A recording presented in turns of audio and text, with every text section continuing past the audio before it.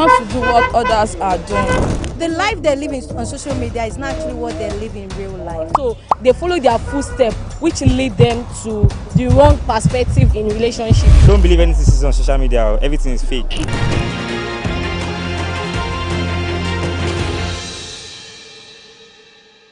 Guys, we are back again on the streets of Lagos, Yaba Market to be precise. So, do you think celebrity relationships influence how people view marriages today?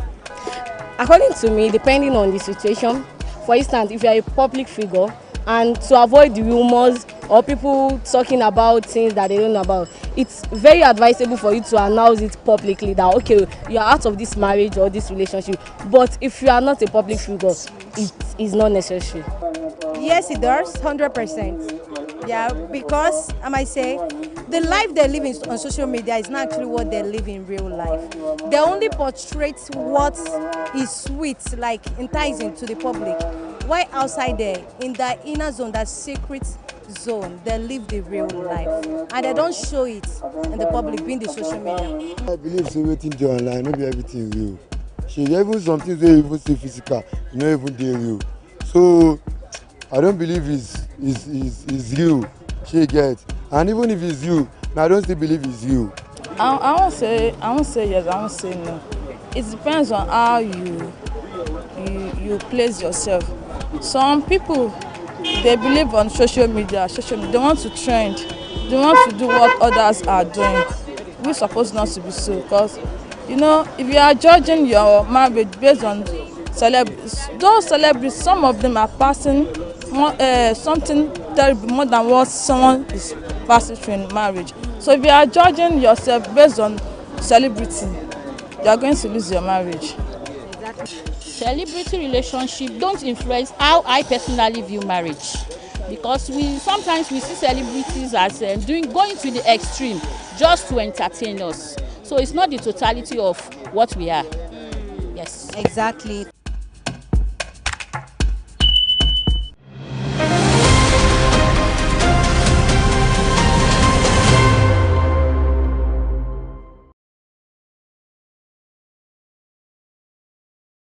There's been strong conversation over the week, from overseas conversation to frugal ones to hard talks and also issues during the week.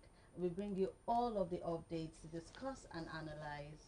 My name is Olera Debayo, and I have two amazing, my guest and co-host here with me. Good morning, Erica. Good morning. Williams. Good morning, Omala. Hi, Williams. I'm good. You're looking sharp, by the way. Thank you. You're looking so sweet still today. Thank you very much. Now we'll be heading over to our first story, which is, of course, that of Peter Obi, saying that he will do only one term. Now, the former presidential candidate of the Labour Party, who is now in NDC, says he wants just 4-year term to change Nigeria. We don't know if this is even feasible in the first place, if it's possible. So we are going to see or be talking about the relatability of the current situation we are having now with what he has said or what he claims he's going to do in 4 years. Do you think it's visible? Well, I don't think 4 years is enough to change Nigeria. It's like saying somebody has been eating for 30 years, and those foods you've been eating is making you add weight. And then you suddenly just say, I want to lose this weight, and you want to lose it in 1 year. It's not feasible. So you think you starve yourself to death. Yeah. So what Peter Obi said, he can put Nigeria on a track of change, but he can't achieve the kind of change Nigerians are clamoring for. In 4 years, Nigerians want to see that dollar is 500 naira to a dollar. Nigerians want to see that. Even below that, Nigerians want to buy petrol at the old price of maybe Goodluck Jonathan at least, based on their earning power. Yeah. I'm talking based on their earning power. Because if you check in the last couple of years that the cost of fuel went up, there has been no major salary review for many companies. Even as we speak, people are resigning in companies because they can no longer sustain. Yeah, exactly. Cost. And all of these burdens are something that you can't change it in a year. People have vested interest in this petrol matter, for instance. If petrol price drops, it will take a period of time for that rise to decrease. So if Obi is saying, I need just 4 years to help you see that Nigeria can begin to change, at least target one thing. I wish this current administration had faced the issue of power, and that by now many Nigerians are already enjoying, say, 16 hours light, many, especially those who are living in places where they can use this light for production. Yeah. That they are seeing 16 hours light. By now, people will say this government is increasingly doing something to move this country, but not seeing bag of, telling us that 20 trucks of bag of rice was distributed to 36 states. You begin to now wonder, where are we going to? But if Peter Obi is saying, at least give me 4 years and I can change the power sector, give me 4 years and Nigeria's transport system will become a thing of the past. That if you work in Lagos, you can live in Ibadan. You can live in further down areas, especially based on your income. And then you have a train that takes you from your town to Lagos in 45 minutes, in 1 hour. You are sure that anytime you come out, even if it is raining, this train is here. You are sure, because that is solution. People can begin to experience a better life. If he says that, then I can say, okay, what he's saying is true. But you see, 4 years to change Nigeria, the decay in the system is huge, it's massive. It has gone beyond. It's massive that you can change, so it's not something you can change. So first of all, I want to say, since 1990, no president in Nigeria has done it, aside Goodluck Jonathan. Goodluck Jonathan did it. He did, Abi. Aside, and also Yaradua, he passed away. So I don't think it's even feasible. I do not see it happening. So I want to read what Vice President Shetima said yesterday. He said the fact that Peter Obi is talking about a single-term presidency goes to show that he does not intend to do anything in office. If you intend to do something meaningful, you need more than 1 term to make the necessary changes and corrections. He said that on Channels TV yesterday. I can say he's. But personally, I think that there's some sort of truth in what he is saying, because if you want to start counting the issues we have in Nigeria, almost so much. We have not even talked about, when he was talking, he didn't even talk about insecurity. We've not even talked about insecurity. Which is not just because people are hungry. Do you understand? Lack of education is contributing to insecurity. Yeah. But I kind of also think that it might be possible. See, you are able to do a lot of things, even let's bring it home, because most of the times you are able to put a time frame to it. So I get what Williams is saying. It was supposed to be definitive. Okay, this is what I'm going to do. It just cast. You just and that might seem as though is not. But if he has been understudying this current administration, like while some policies are being made, and wherever he is, it's like, oh, you'd have done this, you've done it that way, and he has been having meetings with people that are quite expert in some of the policies that Mr. President has introduced. That might also give him a leverage to have said that. Okay, because but then you know that studying you and you make a misstep, I'll be able to say, okay, you should have done this way. It's a game of chess, yeah. Okay. We are both playing chess, and I already know your next move. Okay, so but I want to believe that it might be feasible. So okay, you said so. You just said you made a statement. Now you said, if he was understudying the current administration, or maybe talking to the people that Mr. President had put in power to set this. Not necessarily them. Not necessarily, but some people. Can outsource. Outsource. Yeah, so, but you know Nigeria being Nigeria. I'm not even going to use the president now and Peter Obi in question. Parties being parties, the ruling party, and how they try to devour the ones that are the oppositions, trying to make sure that nobody has any chance at anything. Do you think that it would have been feasible for Peter Obi to clearly and sit down and like satisfactory sit down and say, oh, I want to understudy this, because let's not forget again, whilst he's trying to focus on his campaign, things are happening to him. Remember, not long ago, when he was still in ADC, when him and the ADC chieftain, when he was in ADC before they moved to NDC, even before Kwankwasu joined ADC, they were in Benin, they were in Edo State. They got to Edo State and they were ambushed by unknown gunmen. And that was the same period where this when this VDM and King Michi's issue was happening.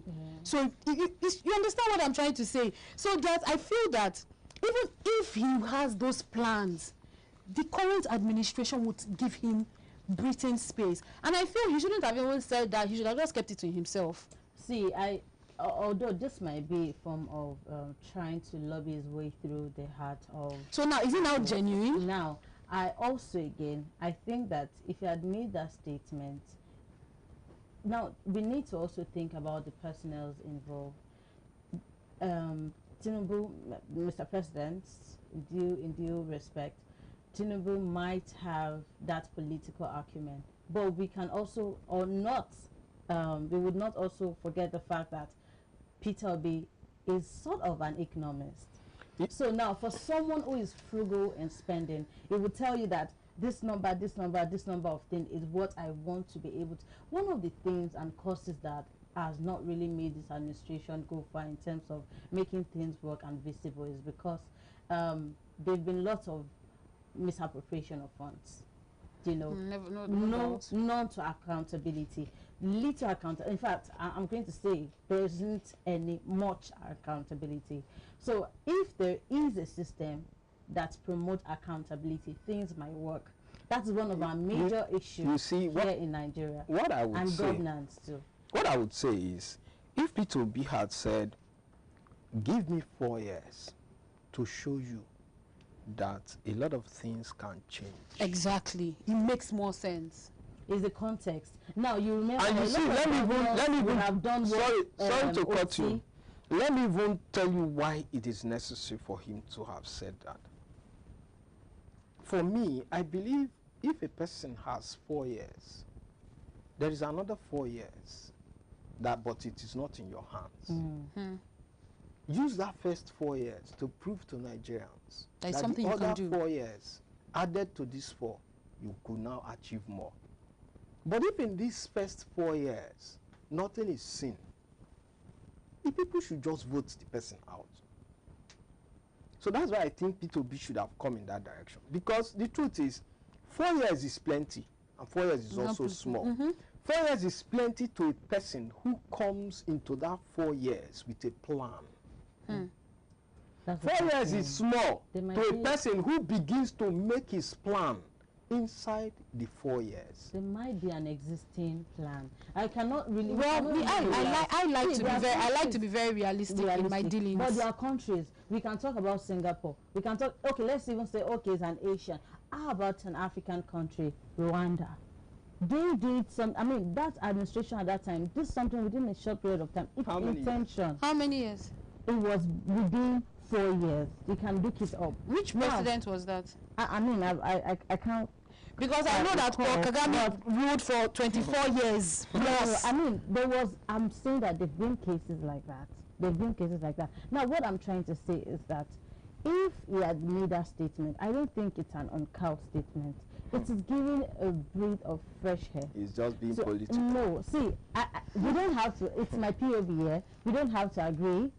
I mean, you don't have to say what I'm saying. Political. But I know that I'm with Williams on this one. He's just being political. I think he can. I think he can. With good intention, with good map out. Okay. Let's hope that Nigerians will give him the opportunity. He can. I mean, that's left to them. It's their prerogative if they want to help him in or not. I mean, it's to their peril, not Well, not ours. well, we are still Nigerians. part of we the are still country. Nigerians at the end of the Yes. day. Yeah. So before we move on to my people in the comment section, in case you're just joining us, this is the Rundown Show where we dissect everything that had happened during the week. So first of all, we're talking about Peter Obi's promise that he said he was going to do only one term. So I want to ask you in the comment section, I need your opinion. Would you trust a politician when he says he's going to do only one term?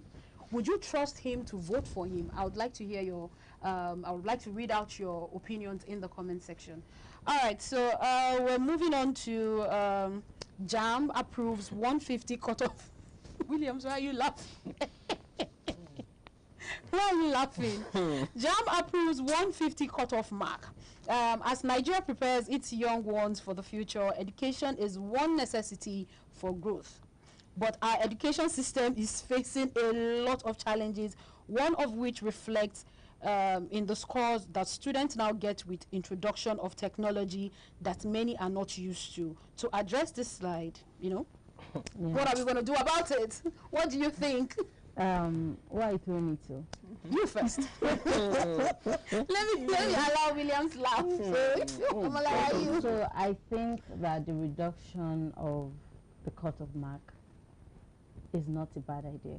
Okay. That does not really say that when you get 150, and again, it's not speaking to other courses or other disciplines. For engineering, for instance, medicine, for law, we know that there are further, I mean, they should have cutoff mark. This is not the, see, if we begin to talk about or analyze how people are really lost faith in the educational system, they now see more to acquire skills rather than going to school. Yeah. You now see that this move isn't a bad one.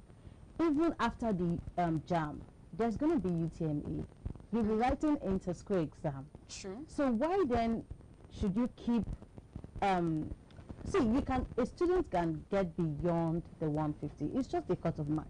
If a student does well, and they are even being aided, JAMB. I disagree with you on this one. I'm sorry. In many centers, you would see, not my set though. When I wrote JAMB, it was you and your life and your square root.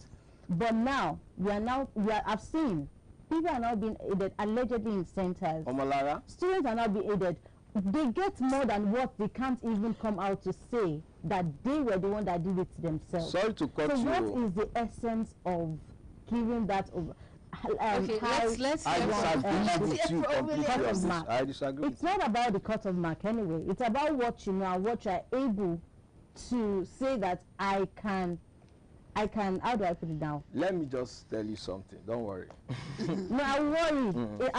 You see this thing you're saying? Have kids that's going to go. You see this thing you're saying? Of course I will. Why won't I worry? You're pouring water on a plant that has dried out, and you are expecting that plant to come alive. Nigeria's problem in the education sector is not cutoff mark. Nigeria's problem in the education sector is that people have consistently used the money meant to improve our education system for their personal desires. UNESCO says 26% of your budget in the minimum should go to education. How much does Nigeria give to its education sector? Less than 15 the last time I checked. And what you're saying is that you don't care if your education system is improving or not. So you now bring out half-baked teachers to teach your young ones half-baked education, and you expect them to do well in JAMB, and the person goes to JAMB to write 4 papers, and you say if you make 150 out of 400, you have passed. That's just a benchmark. It So, doesn't mean that they need it's a benchmark. But you know why I'm saying this? She mentioned that our education system is bad, that is why they are using it to encourage people to go to school. People don't want to see, with all of the frivolities happening right, left and center. Education. How many youth wants to go to school? So no, now? I think it's because our school system is messed up. I think you graduate from school, you don't get a job. I you don't want to go to school. I think one of the problem is the curriculum itself. the curriculum that we are using. It's horrible. It's horrible. It's not that because that I do understand, because now we have jobs, with the new jobs we have cybersecurity, we have web developers, we have virtual assistants, we have... Sorry to even cut you. Do you know that as we speak, some mass communication departments in our universities and polytechnics have not started doing mobile journalism as a course? Well, the silence is what I'm going to say is that intelligence doesn't fully mean that you have to now put a yardstick for intelligence has to be for CBT score or JAMB score. No, it's not. That's not what I'm saying. Why do we keep, why are we even having this conversation? Because we feel like this may have been a bad disposition. No, I somehow I don't think it's bad. It's not. Because I think they also clarified to say that when they say the cutoff mark is 150, doesn't mean that you are going to enter the university. Yeah. So, but I feel what they're just trying to, so I think what they're trying to just curb is, you know, over the years, people tend to write JAMB over and over and over and jammed me. It's not encouraging. So I think one of the reasons why my mom. So let me use myself as an example. Because of the poor education. Because sometimes it might be CBT malfunction. It might be the system they are using. So let me use. I want to use myself as an example. If a student is sitting in front of a computer and does not know how to use it, whose fault is it? See, some centers that is it the fault of some centers is that it not the education system? Some centers that add systems. Some of them at that same day weren't working. Okay, what? And time is running. They don't even give them an after test after that exam. So I want to talk about the JAMB team. Maybe not in your time. Coordinating that place didn't make any report. If you make a report to JAMB that your system was glitching, JAMB will make sure that they organize. I think you need to avail yourself with all those information. So like I was saying, I wanted to use myself as an example. The reason why my mom decided that I should do my secondary school in Ghana was because she didn't want me to have issues of jammed me, because I had uncles that wrote JAMB like 3 times and they gave up. Some of them would give up. It was later. Imagine when you're in your 30s or you're married, you now decide, okay, let me even try this thing again. Then you do start learning. And so because of that was the reason why I had to school in Ghana, just to. But does that justify bringing down the cost to 150? So it's to maybe it's just to encourage. See, let me tell you. But you still have your fight with the university. Why do we keep behaving as if there is no, or talking as if there is no? There is another exam you have to take after the JAMB. But I still feel that if some persons, when they do poorly in JAMB, they prepare more. But that has given them that opportunity to even that fighting opportunity. It's not like you are not going to be able to fight more just because JAMB has demoralized you and has given you a score that maybe sometimes due to their own fault at the centers or even whatever technical fault it is, you are not able to give that opportunity to showcase yourself that this I can actually. Not all the people that failed exam aren't brilliant. Some of them are, but because of the system, now this is giving them, if they reduce it, it's giving them the opportunity to show themselves that, okay, I may have gotten this thing. It's a second opportunity. Okay, I'm going to write this score, and then if that's better. Yes, if that student now does woefully again, would now know, okay, it's a problem of the student and not from whatever has happened. But this is given just if you lower it, people will be encouraged. It's not going to encourage. It's not bad. I don't think it's bad. That 150 is not bad. And then let's not also forget that they have removed. They said they've removed mathematics now from the 4 courses. Why? That's even wrong. It's no longer compulsory. Yeah, see, they said they removed mathematics. I heard it was over the week. I heard they said they removed mathematics. Sometimes mathematics is not compulsory, really. I didn't do math because I was an art student. How many maths in your job? I also didn't do math. No, I didn't do math because I'm an art student. Okay. For science students and commercial, I think it's very sacrosanct that they do. Well, I still feel that the curriculum should be, they should revamp it again. It's not about the 150. Yes, they should revamp the curriculum. Yes, if they can create a structure that would even make it not somewhat easy for them to attain that 150. It's a structure. It's a structure. 150 doesn't mean it's not solid. Okay, so still to my people in the comment section, what do you think? Should universities admit candidates with 150 cutoff mark? Let's know what you think in the comment section. So still on universities, a Uniben student was shot dead broad daylight on May 11th, 2026. That was on Monday. So the first question I want to ask, is it that schools aren't safe anymore? Well, I think so. And but were they ever safe in the first place? That's the first question. Yes. Were they ever safe before? Yes. Okay. There were periods when Nigerian schools were safe. Okay. Period where if you are said to be a cultist, you are immediately taken out of school. But the moment they allowed cultism to thrive, that's allegedly some lecturers, some people in top positions in schools are even matrons and patrons of these and lords of these confraternities. That's how it brings in problem.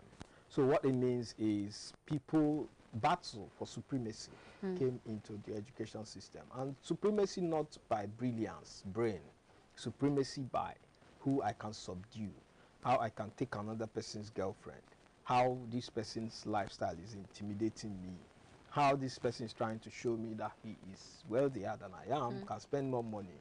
And most times, this lead to things like that, where a student is shot. So, somehow, the economic situation of the country is also playing a role in these situations.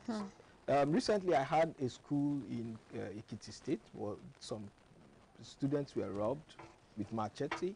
Yeah, even people in Unijos too. Injured and all of that. Even Unijos. So school environment is increasingly becoming unsafe. Because why? Why it is so? A student is not expected to come into the school environment with a gun. And if you notice the Uniben issue, it happened close to the main gate. Yeah. Apparently they were going near into the main school gate, environment. And you know, in schools, once you have entered inside that school, the schools in Nigeria, because of the insecurity nature, they are built in a way that once you have entered, to come out, you must pass either the main gate or the back gate. So if you commit any crime within the school environment and you can't be identified, you can't go out. They will definitely hold you. So they ensured that that happened outside of the school environment. And it's appalling. It's really appalling because it goes to tell you that nowhere is safe. At all, even in school. Nowhere is safe. So I was talking to my sister yesterday, and I was like asking her that what, because she is still somehow inside, she's about finishing, she just has one paper left. So I was like, what do you think could be the issue? She was like, it's just one of two things. Either it's cultism, it's cult related, or maybe is all this cyber fraudsters. Yes, one person has collected money. The vehicle the unknown gunmen came with was a white GLK. So obviously the other one is also a GLK. The other, you see, so it's one, either one person chop one person money, big boys in school. That kind of thing, so that it's not related to maybe the national insecurity. Of course. It's just one of those two things. So, and it still boils down to the fact that what is the education system even doing to curb this stuff? I don't know if you guys are aware. I'm sure everybody is aware. Now, when you go to universities, you see students with big cars and all of that, and nobody's asking their source of income. What are you doing to get this? I know, I'm not saying that all of them are fraudsters. Some do, some are tech bros, you understand. But then, a vast amount of them do some illegitimate things. So what is the Nigerian education system even doing about it? You understand? What are they doing about it? What are they saying about it, especially the cultism issue too? Because I don't even think it's sane in this 2026 for someone to still be practicing cultism. Like, and shooting gun. Like, I mean, we should have moved past this. You understand that kind of thing. Well, I would say that contrary to what William said about the this cultism in schools, it has occurred before.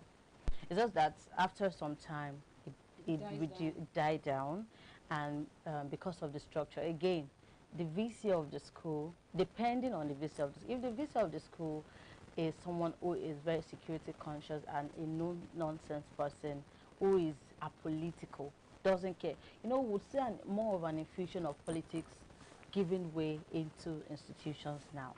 That might open floors to different kind of external, you know, issues and all. So again, another part is that most of these school security are now outdated. They do not invest in security as much as they do now. Look at, but let's not forget that this thing didn't happen inside school campus. No, I'm coming. It's outside the school. It's not about if it happened or in school. It's outside the school. There have been cases of this kind of cultism issues. It is what comes to your hearing that, you know, it's not that it is not happening. It might be somewhere in Lagos, somewhere out in other states. It might be happening right now. But the thing is, we need to, or institutions, the board of directors needs to come together and see a way of how security can be strengthened, the power of security can be strengthened.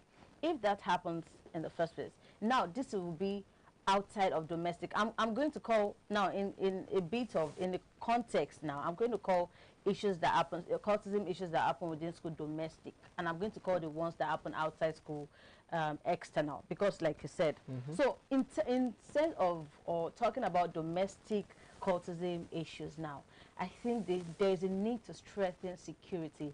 Let them put more funds into ensuring that they get, you know, admissible and very, very competent security personnel to get, and that ends or including themselves or doing other things that are not good. They should try as much as possible to just curb it, try and, you know, it's peer pressure, all of these things, cultism and all of that. Aside, you hear them saying things like, oh, I don't want to be cheated, that is why this is, oh, this person is driving this particular car, well, and such what do they call it, body or cult or what do I, gives room for all those kind of bad things that happen, things that happen within schools. I'm just saying that the bottom line for me is that security should be well funded. If I am to add just a few like I said in one of our discussions here, the family, the home is to blame whenever things like this happen. Parents need to hold a grip on what parenting is. You can't raise a child, and the child cannot shoot in your house, but he can shoot outside. What have you raised? Who have you raised? He comes to your house, he behaves like an angel, he goes out and he shoots. You have a problem. You don't understand who your child is. You don't. You have failed as a parent. More on this, we would not leave here. I'm telling you, we decided because I have a lot to say, but then time won't permit us. So tell us in the comment section what you think. Have you ever been harassed in school? Have you faced any issue of robbery, cultism? Tell us your experience. We want to know your experience also. So moving on, this is very sad. I don't know, maybe is that why we're wearing black today? Yeah, we need to like... so, sorry for the laugh. So a prominent actor died 2 days ago. The person is Alexx Ekubo. He died at 40 of cancer. So sad, very, very sad. And he was a very, very great actor. Like I loved watching his movies so much. And it's so sad to see such a bright talent, you know, pass on to deadly disease. And it's been away on from social media since 2003. I heard that his last post was since 2003. So many people do not know what he was passing through. I'm sure his close relatives and friends, associates would know. But if you know Alexx Ekubo, he's not so much of an online person. Although there have been so many controversies surrounding, but we are not here to talk about that. We are here to talk about sensitizing people about cancer. This cannot... I mean, how did we... I want to believe that cancer has been existing even during the times of our parents, forefathers. Yes, but it wasn't killing them. It wasn't even killing people. No, I not about technology. I think they've not been able to tag it to a name. It's at not like... Should I explain? Yes, Should I explain? at that time, please, okay, go on. sorry. So people of old, their lifestyle is different from our lifestyle. Okay. They are active. Basically, for instance, in my village, my father's elder brother lived 119. My father died at 81. Their lifestyle is quite different from what we have now. So technology is increasing the awareness. But before now, even if cancer would kill a person, cancer will kill the person at 80s, at 90s, at 100. Not young. Yes, not young. It can happen any age. No. Children People, do why have has the life expectancy of Nigerians dropped? Why has it dropped to 50-something or 40-something? If it can happen at any age. Before, was it not high? Yeah. Something is leading to it. Something is leading to it. It can be lifestyle and all of that. What I'm saying is... And you're saying the same thing now? Yes, the same thing we are saying. It's just that, to further broaden my own point, I'm saying that it's not like it has not been existing. But he's saying that they've been able to work it out, by some herbs and all of that. Remember, this is something that affects the internal organs. Herb does not do it. You think so? If you're saying, you think so? They haven't been particular underestimating the power of herbs. Okay, can I give but you... why haven't they still found a particular... Why are people... Do you think people dying from cancer do not have... This is something that even renders you... Have you not seen people who have also hit stage 4 in cancer that survived? They survived, but see, it's not about... Why do they say early detection? It's not about the survival. Some people, they are more scared. They're not even scared about the preliminary stage of cancer. They are not also scared about if it's going to go or not. Once they see that it goes, they are more scared about its reoccurrence because it comes in full force, and that's what actually kills a lot of people. Let me explain. I do have a colleague right now that has cancer. Why does it reoccur? Do you know?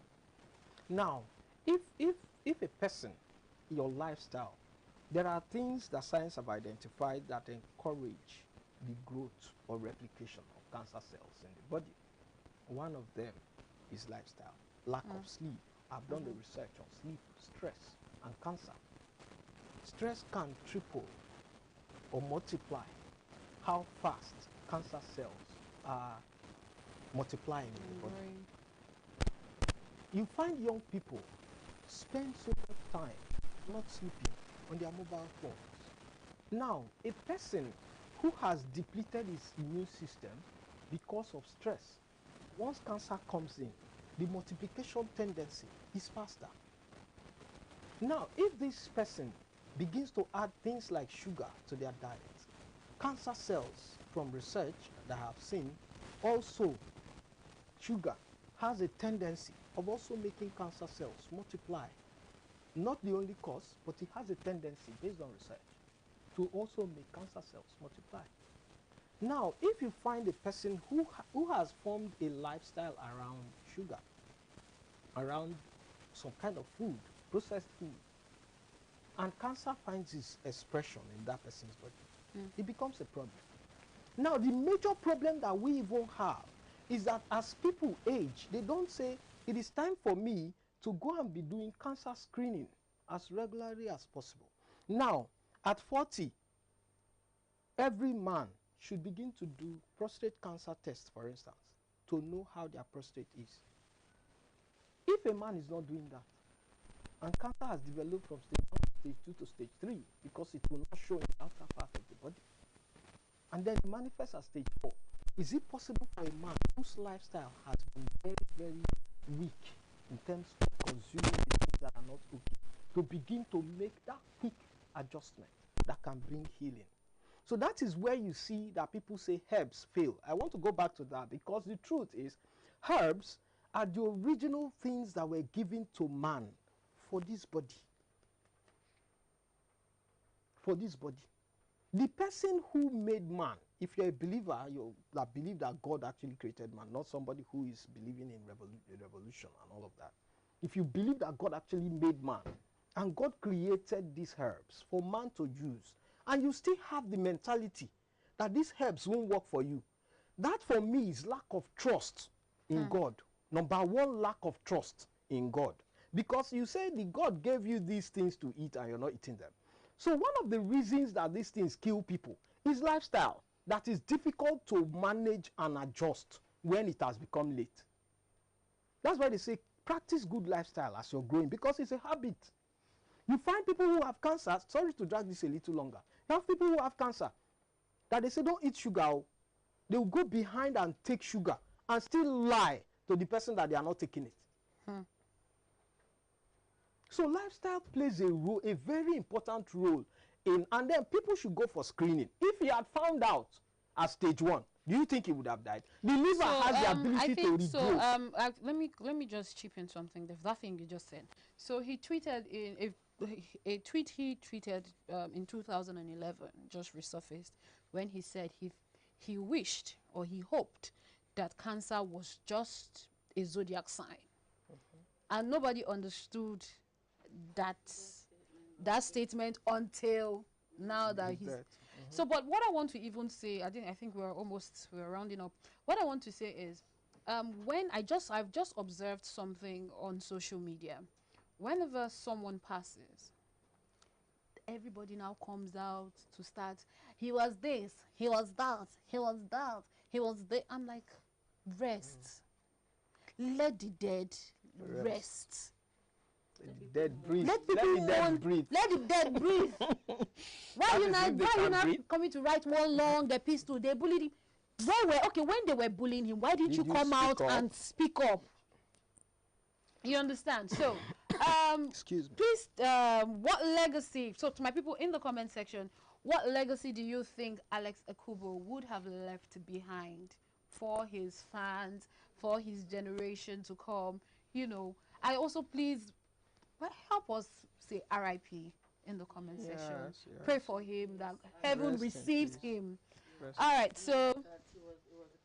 Yeah, he was a Christian. Yeah, devout Christian. There were pictures of Pastor Jerry praying for him. Yeah. And that. Yeah. I love that he found Christ. Yeah, that's the most important. I think you should take us to the next topic. This is the most intriguing conversation. We're about to have the most intriguing conversation. And trust me, it still evolves around marriage, trust, also cheating and bigamy and all of that. This is about Frank Edoho and Chike plus his estranged. No, I think it's Frank Edoho and his ex-wife. Into bracket Chike. I mean, 3 of them all together. So Nigeria are actually very, very emotionally invested in this discussion and ongoing situation because it doesn't only speak about them, but several homes, the realities of several homes and marriages, and some of the things that even been talked about are what has crashed many homes and rendered children that had a complete home now from splitted homes and all of that. There's been conversations going around allegedly that Chike was involved, allegedly was involved with the wife of Frank Edoho, Sandra, and they've also been talking about some videos that Chike made some time ago in a podcast has also come out going around saying that he's attracted to older women. He didn't say married. Yes, older women. Yes, I stand to be corrected. Older women has also been going around. They've been trying to infuse what he has said. 2 + 2. Yes, and what is ongoing right now. So I just want to ask, at what stage do we get to start thinking that this marriage, we should even go our separate ways?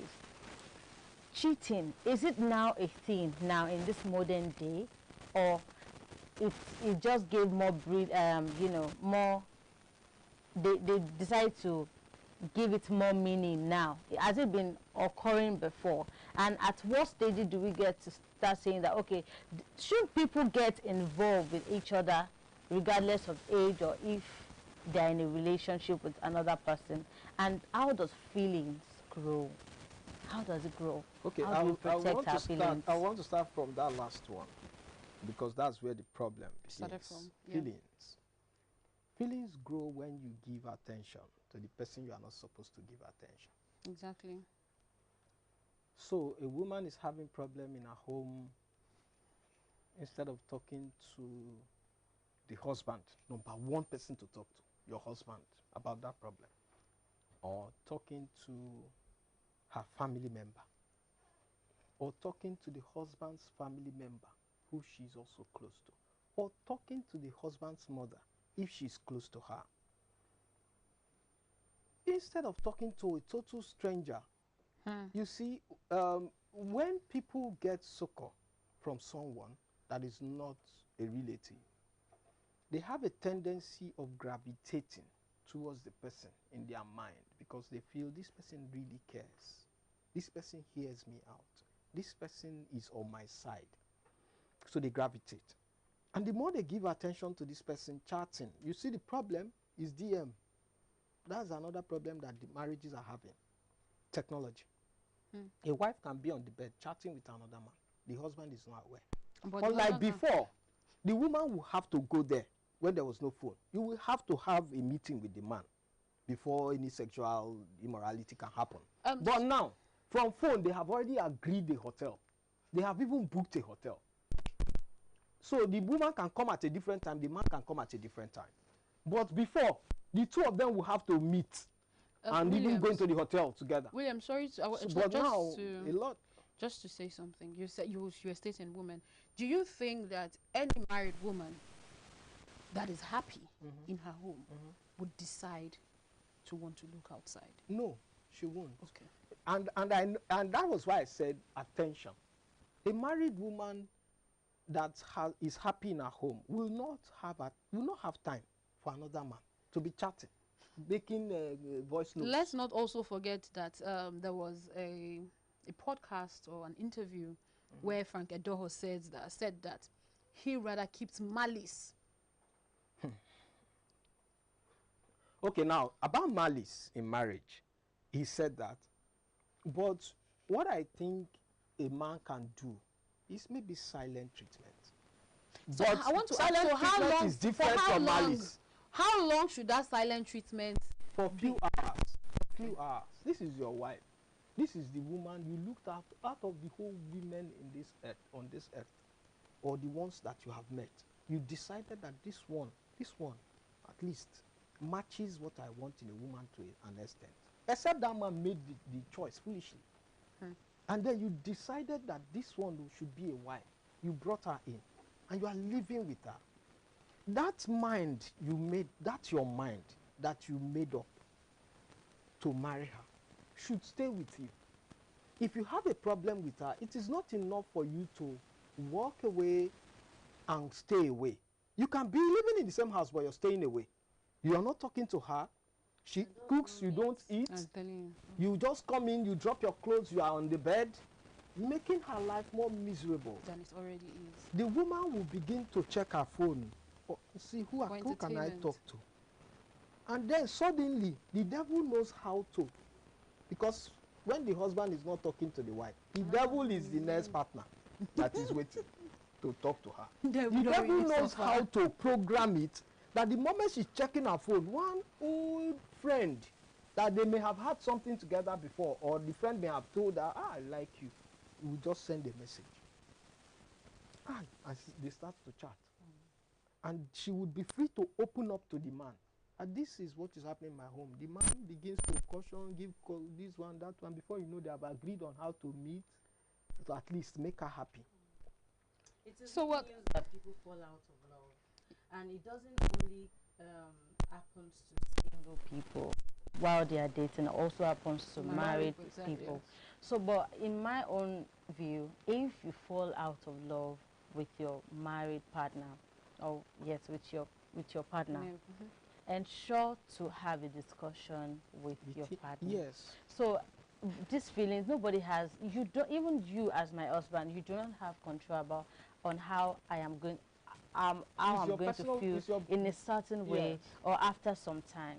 See, like you say, the human mind is insatiable. We would keep wanting, longing for more.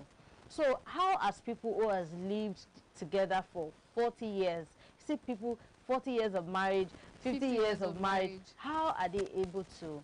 So I would say one, contentment, two, the ability, discipline. You have this certainty in your mind that for better, for worse, we are not just going to divorce, no matter the condition or situation. We are not just going to divorce. Now, how many people, couple now, plus the new age and this Gen Z stuff that is being infused into marriage, how many homes can now boldly say that I have said that we will never, even when storms come, when people peddle rumors, gossip around that your husband did this, your husband did this. It's from, let's not even forget that. It's this social media still that enhances everything.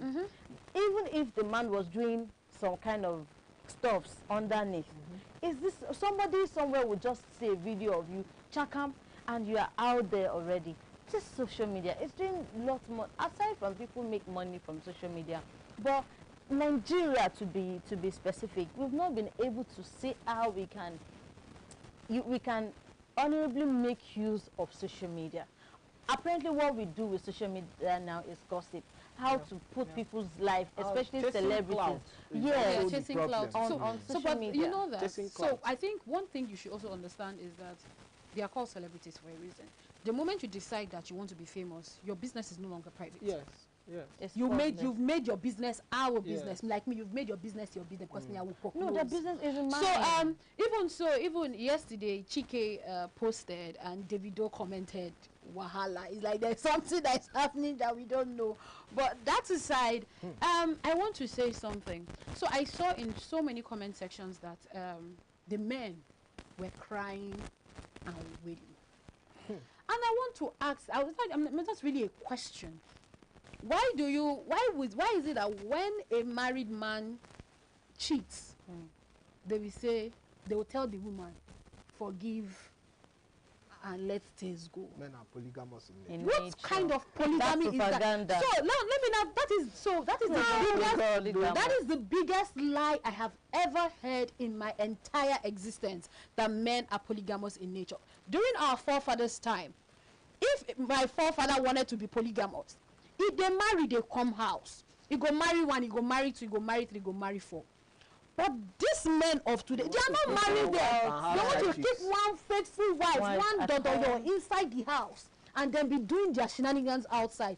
That is not polygamy. You are an infidel. Yes. You are outrightly an adulterer. Yeah. That is what you are. You are very correct. You're not polygamous. You are very correct.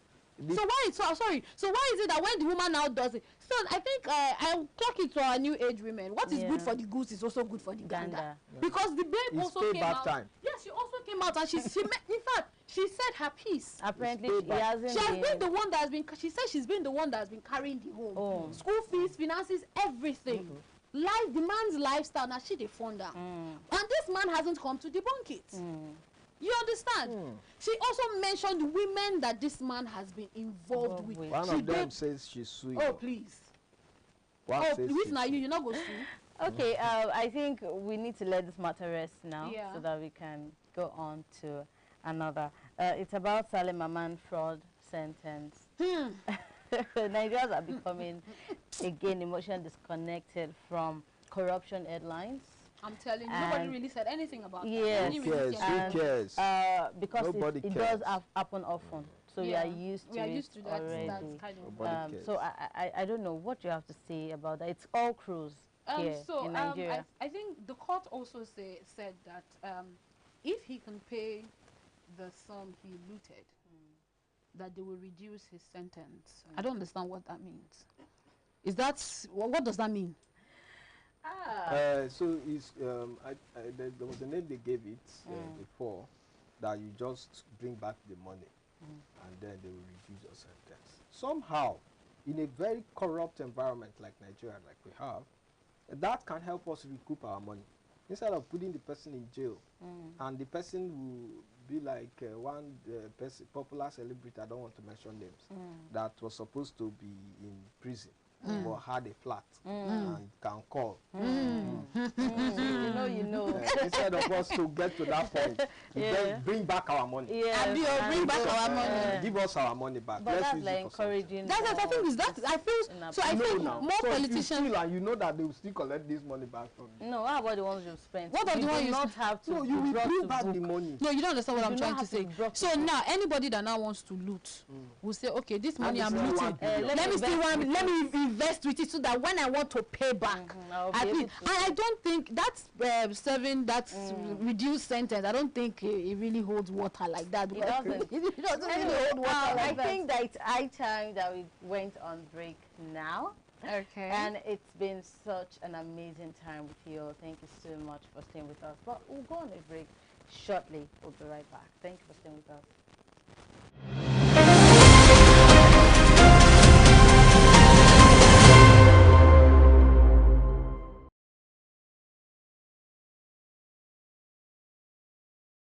For big screen where your mama dey and your papa dey for 1 million naira, shey you go sit down watch the movie of your life with your mama and your papa, abi you go run? Miss my mama.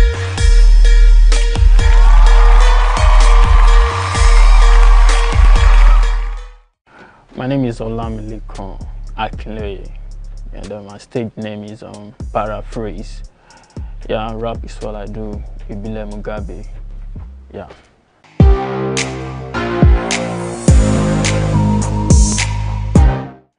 Alright, in my own view, right, Nigeria record labels are not helping rappers, yeah, because now everybody want gbese, now everybody want, you know, as the thing they go now, yeah.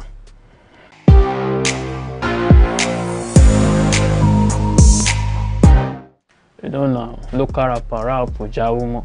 So as a day like this, Afrobeat is still overshadowing rap like big time, yeah.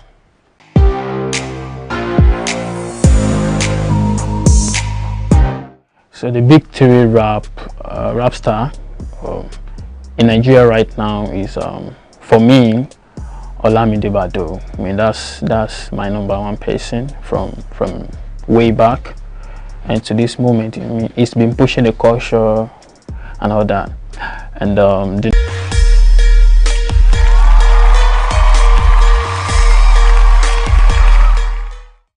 my name is Olamilekon Akinloye, and my stage name is Paraphrase.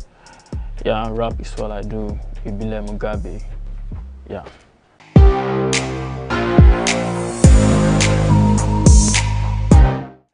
Alright, in my own view, right, Nigeria record labels are not helping rappers, yeah, because now everybody want gbese, now everybody want, you know, as the thing they go now, yeah.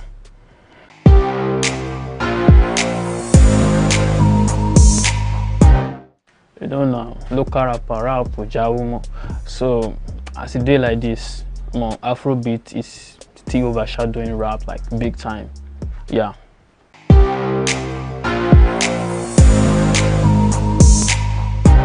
So the big three rap star in Nigeria right now is for me Olamide Baddo. I mean that's my #1 person from way back, and to this moment, I mean, it's been pushing the culture and all that. And the #2 for me is Ola Dips.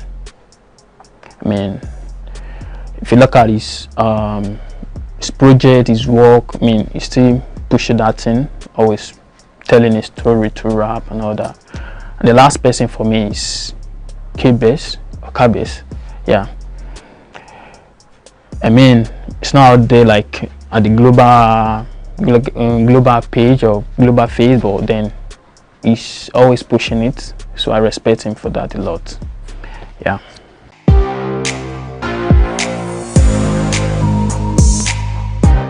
Yeah, from now on, expect greatness from Paraphrase, you know, keep doing my thing and push myself out there more, you know, to be seen and expect more. Yeah, guys, keep watching Next Mic Up, powered by iBrand TV. Oshama, oh shit, papa, why you no go laugh?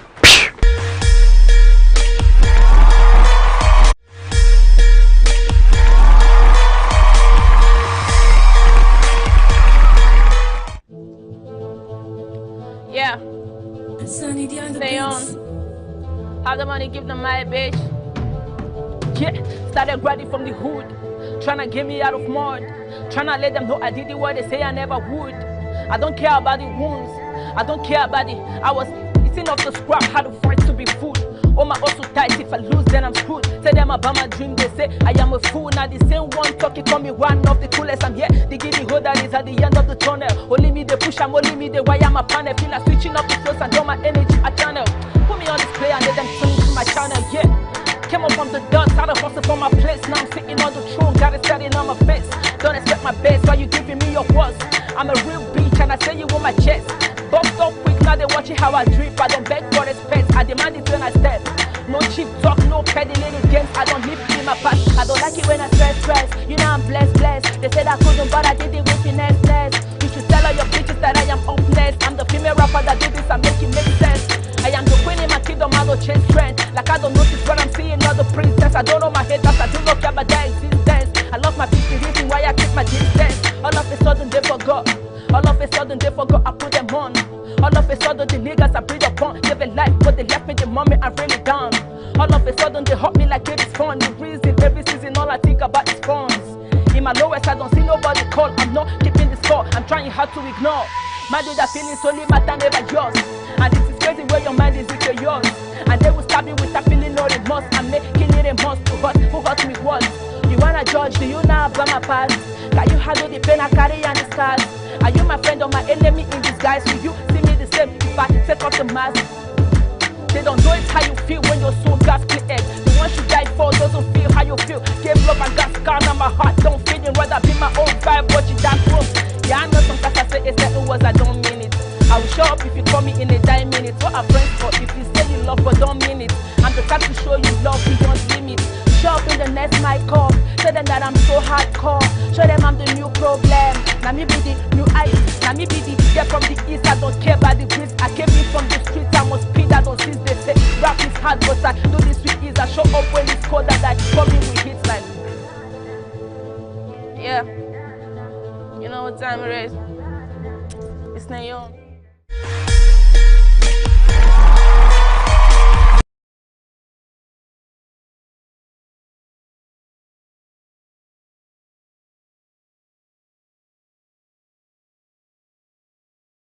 For big screen where your mama there and your papa dey for 1 million naira, shey you go sit down watch the movie of your life with your mama and your papa, abi you go run? With my mama. I know, yeah. I know if you what, yeah. I know. I will pass. I'll sit. I cannot. Now me understand wetin happen. I know if you watch that I don't do bad things. Well, I end up telling my parents every part of my life that I'm messed up. So I believe that yeah, something that I can do. So you go come out private. Private.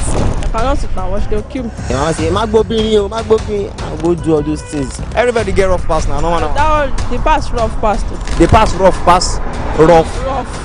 See all this thing on me gone. I don't go fit the follow and talk again. Some guy tell you one story. Mama don't catch me 2 months before.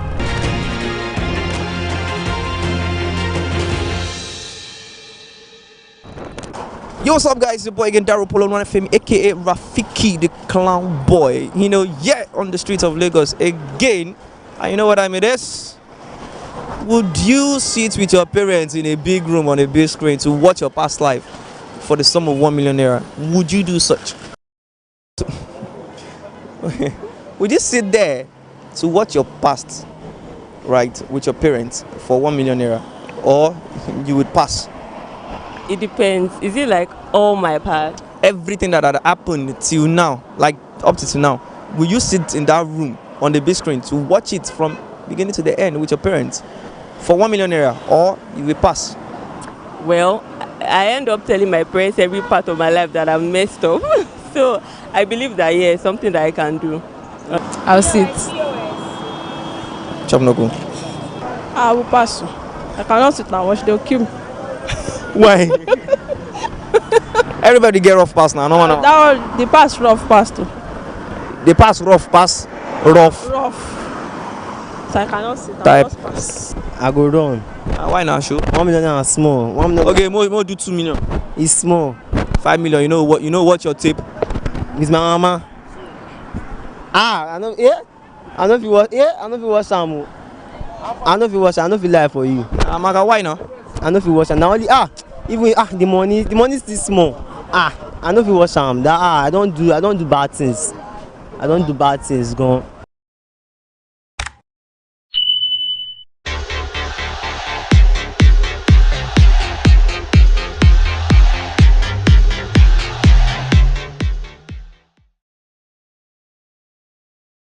Welcome back. Thank you for staying with us. However, we do have comments on the online, our YouTube page. We need to get what people are talking about, saying about these topics. Erica? All right. So, to my people in the comment section, they said, at Leo Issa 9241 says, I think the process of changing Nigeria can begin with four years, and there will be visible changes. If Ambode could change Lagos in 4 years, despite the backlash and fight from those that be, why not? Daniel Emmanuel says, low politicians and different strategies, only one time to change this Nigeria. Leo Issa also said, no be one speech change. Change all Nigeria economy. So no be one speech change Nigeria when UBA president enter. Apparently, he wanted to say when una president. Okay, when una because president. that Okay. I'm sure he's referring to President Tinubu's famous subsidies exactly. gone. So Daniel Emmanuel said that's bad. That's for bad though, but for the good way it can't be possible. That's the truth. That's now, Leo Issa says, how many years has it taken Burkina Faso to change? Then he doubles down to say it can change. Then he says again, JAMB. So this was about the JAMB issue. He said, JAMB, now wow, it's such a pity that shows the standard of our schools and students at the moment. So Gaji Entertainment says, Chimezie Ogechi says, why them they talk say school na scam. This matter come again. Exactly. Now she also says the educational system in this country needs help. And she says 150 cutoff mark is low, I beg. Wow. You see what I was saying? Daniel says 150 cutoff is an avenue for everyone to be able to go to school. We all need education. It's good. It will help our conductors. Help our conductors. Leo Issa says cultism have gone beyond higher institutions to secondary schools now. So it's a serious fight. So exactly what I was saying. Dairo Paul Stick says all these celebrities safe. Chimezie Ogechi said, may God grant his family the fortitude to bear this loss. That's what Alexx Ekubo. And she says, Classic Lumi also says, Chimezie Ogechi says, malice may endure for a night, but Chike comes. Hey, Chike comes in the morning. I give it to you. I give it to you. So, Paul Dario says, bam, with laughing emoji. Chimezie Ogechi says, we can now see that not be only men, they polygamous in nature. And Classic Lumi said, word. Explain deeper at Chimezie Ogechi. Please don't starve your wife of attention. That's what she is saying. Wow. And she said, silent treatment, bravo. I know my mouth is very sharp, but please don't punish me with silent treatment. So that's still Chimezie Ogechi. Williams Mayowa says, Chike, no be so. All right, I'm sure we can take all of the comments. Wow. Now. Sorry, let me just, this is the last one. The last one is very important. Said, can't even keep malice with your wife in peace. Person go just Chike. Yeah. I rest my case. Man, thank you all for lending your voice to this conversation. It's good that we are talking to people out there. It's a serious matter. Getting your views. It's an encouragement for us. Thank you so much. Still moving on political issues. The viral video cash empowerment has gone viral online and sparked different debates about as Nigerians question the motive behind the initiative, and also the debates are whether such programs are even feasible or if the intentions are pure and not just because of the current upcoming election for 2027. Are this the build up to getting people's faith in check or getting people's focus on you and trying to, in a way, allegedly buy their vote or sympathy? So these are what we're going to be talking about. For me, I think this is early vote buying. Exactly. Early vote buying. You don't empower somebody with money that you put in an envelope. Somebody who is hungry. You put money in an envelope and give to the person. The first thing that comes to the person's mind is, I beg, make I first go chop. Before Make I first go chop. So he takes the money, goes to the market. Some of the things he wanted to eat all along, he buys them. He even buy ice cream. Shawarma. Shawarma. Junk. So that money is not an empowerment. That money is just early vote buying. That's for me. He's telling them that where this came from, more can come. If you vote take this and vote for me. Under the constitution is even Yes, wrong. yes. It is punishable. By And then the envelopes has pictures of a politician. I think I saw a picture on the envelope. And what you're telling them is this money is coming from this person. Yeah. So please vote for the person. So it's early vote buying. And it's a problem because you have made the people, you have disenfranchised the people. Yeah. Exactly. You make them vote for you under pressure. Pressure that they have collected money. No one would want to, there are very few persons who would just take your money and just eat it and either not return vote for it you. or if you can still do the right thing. Yes, in there are between, very few persons. People can do Like it, this, but if you give me, I will spend it. I will not vote for you. so it's a problem that we are having, and it's coming in a period where hunger is in the land. Yes. Serious hunger in the land. Yes. Yes. Well, me, what I want, the only thing I'm going to say is this. I just hope, I hope that it's not the loan that they are collecting that they are using to do this empowerment. World Bank. They've got to what they are asking for another money again. World Bank blocked Nigerians from even. Don't comment. Don't comment. So that's what me I want to say. Nigerians from comment. Don't comment on our post. We don't need your comment. We want to give your president money. I just hope that it's not the money that we are loaning that they are still using to do this empowerment. It's possible. It's also possible Okay. because the people in government, they know how to remove money. And you will not see the name of the person you are thinking that is removing the money. My own thought is, why should your empowerment, why should it be now? I mean, we've been clamoring since the beginning of your administration that can we get more youth into the system, like governors making source for their, consultations and everything. These youth are also brilliant. They are smart. Some of the things that you are not seeing, they are seeing it because they are the ones facing the problem. Yes, exactly. So also, can we just get them busy doing something that they can earn, something that they can make ends meet with, empower themselves and even their family, help grow SMEs and all of that.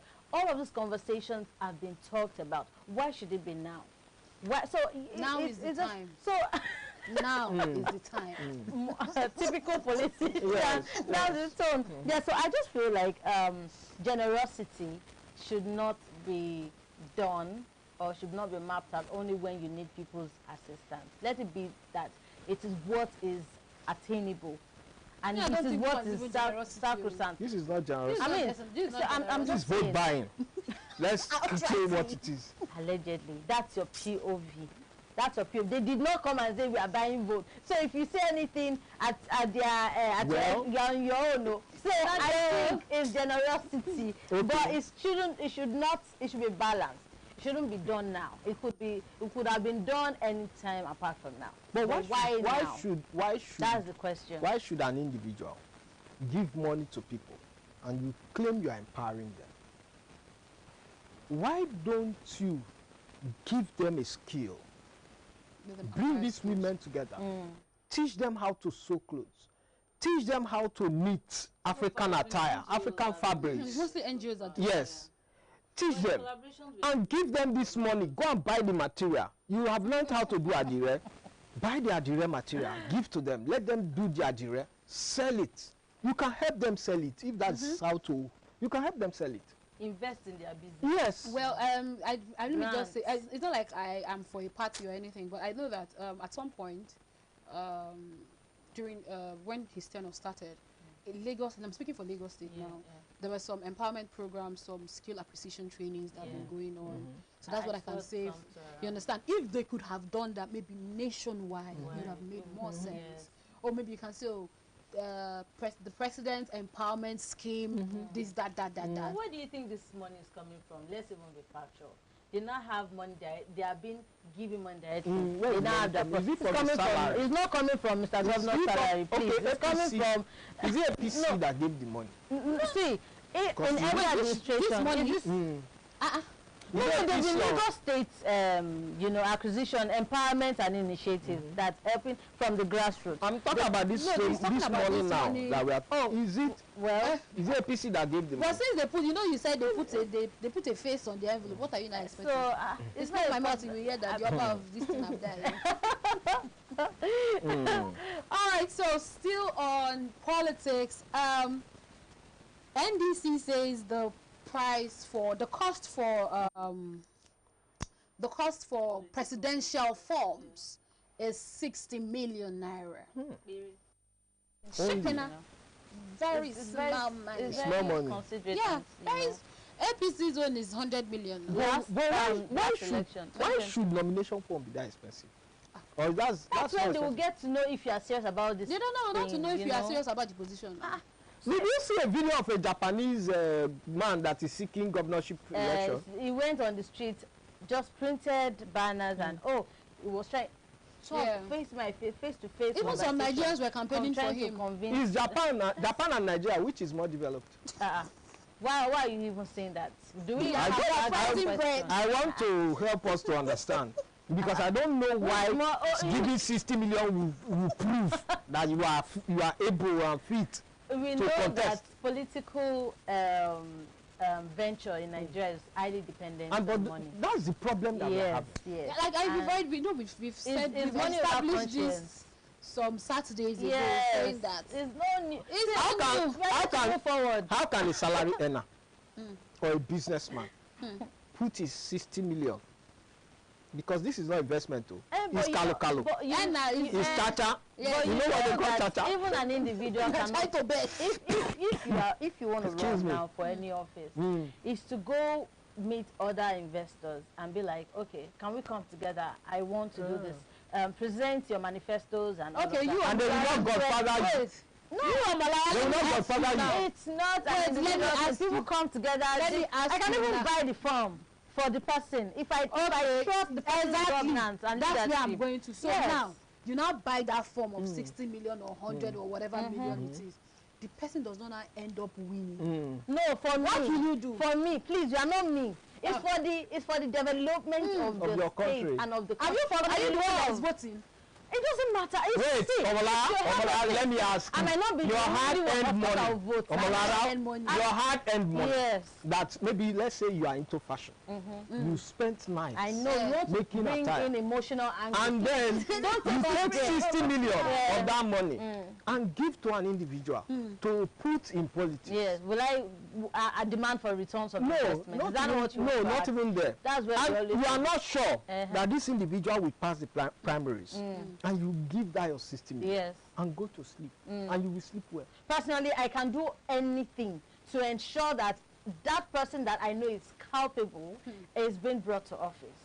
I, Omolara Adebayo, can do anything. Know this and know. So if you want to run, wherever you are listening to me right now, I can even use part of my salary. Drop your phone number. That's my number.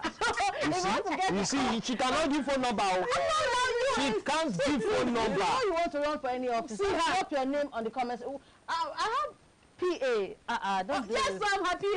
Yes, ma'am. So don't worry. 60 million. See, it's for the development of the country, and I will stand by. That amount is too much. Forget it. Even I think how can somebody spend that amount of money and come into governance and not want to recoup? See, okay, if you can't, why do they say that if you can't beat them, you join them? So that money is statutory, right? Is it not?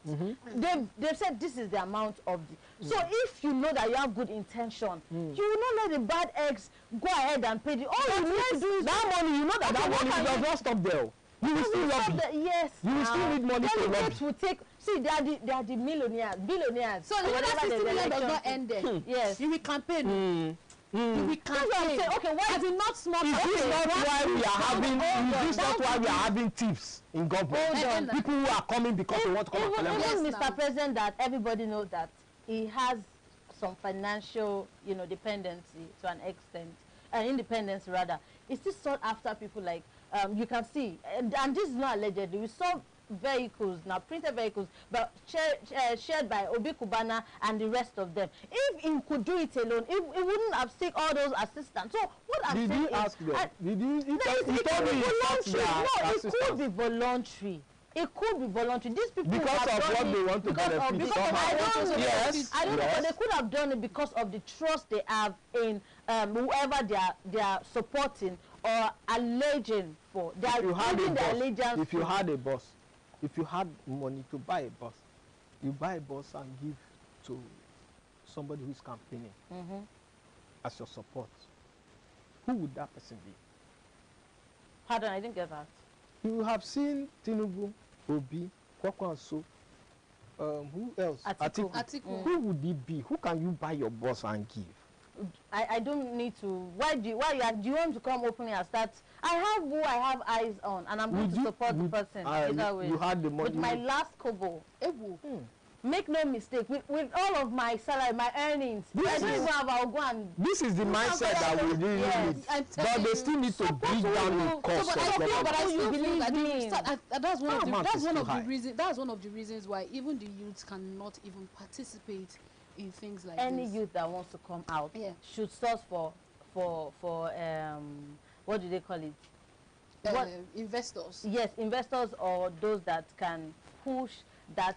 But I also feel, like this thing you said, I also feel that if these our old politicians, sorry to say, no offense, so if they had some, like if they were great thinkers, yes, instead of you running overtime, running and not getting why not pick someone that is a youth that is credible, at least someone in his late 30s or early 40s, that you know that, if this person runs, if this person decides to run, or if I decide to put my money on this person, people will vote.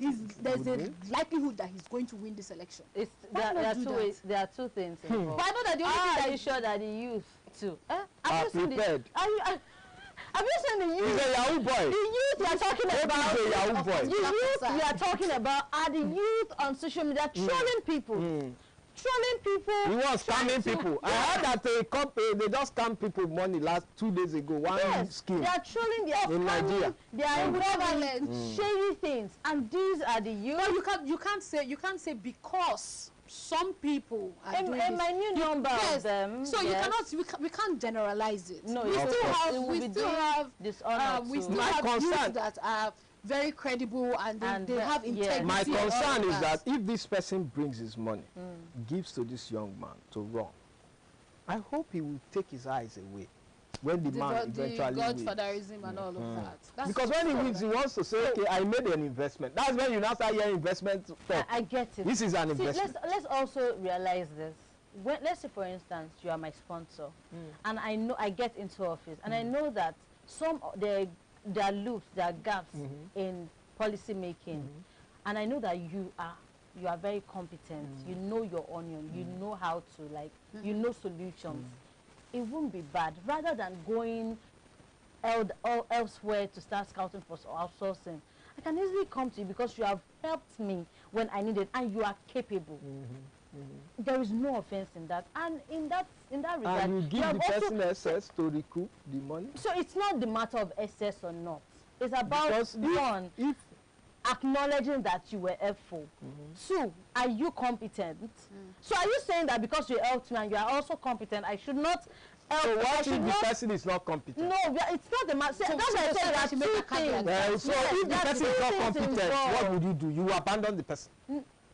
Yes. See, for good governance, all I need to do is, how much are governors being paid? How much are president being paid? How much is the president collecting? If I can refund that money back to you. You make an investment, you want to get an ROI, right? That is possible. Well, okay, we are even. Does a president earn up to 60 million in 3 months? I didn't know that business the president does. The other business, no, it's not up to that, but the other business president does. He has his own personal thing because you helped him to get into office. In order to shun all those, I helped you, this and that, I could just, of course, return the money. And it's possible. It's a problem. It doesn't have to be with the national purse or with the nation, from the nation's purse. It's a problem that the cost of form will be that high. It's a problem. I mean, with the inflation and everything, and even the printer that they used to print, it's quality. It's for salary for the APC chairman and all of the people, or the party chairman and all of them. Or maybe the money is also for campaigning. It might not be just for the now. I don't think it might be. It's the person who is contesting their campaigns. You don't understand not what APC or not ADC or any political party. If you're contesting, you will pay for your form. That's party money. You will have your own plan around. So what will the party use the money to do? That's what I'm asking. Okay. And that's why I say it's too much. All right.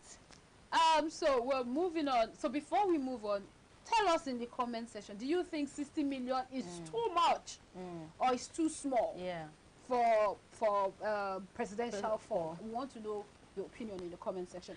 So now we're moving to finance. It's been really an amazing time, but I think that before we go into finance, we should quickly go on a short break. It's important we do so that we can go, pay some bills. Some of the people that have put their business and they can have it heard. Thank you so much for staying with us. We'll be right back.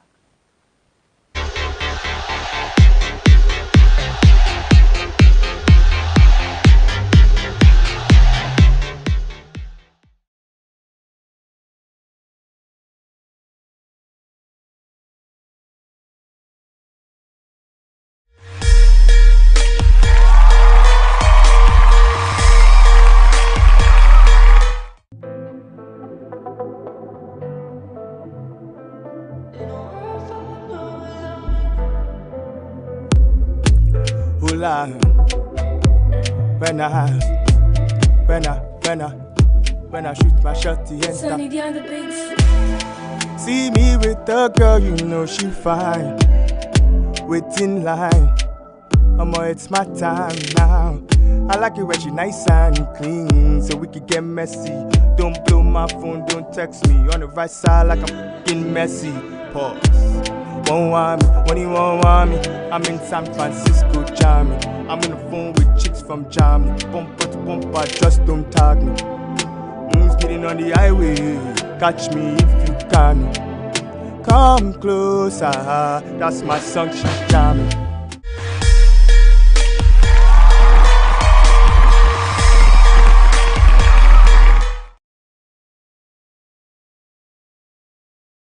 For big screen where your mama there and your papa dey, for 1 million naira, shey you go sit down watch the movie of your life with your mama and your papa, abi you go run?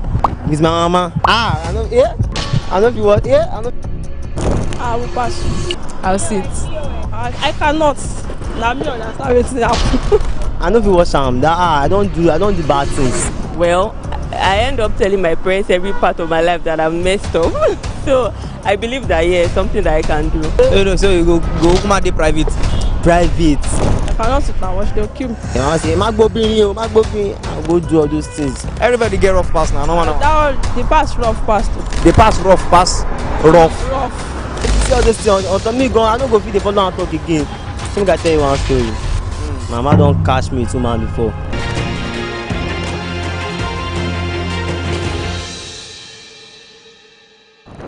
Yo, I be pastor of my house. You be pastor. So you go fit watch am. I don't go fit watch am. But you be pastor now. I don't go fit watch am. Like to them, I'm a pastor.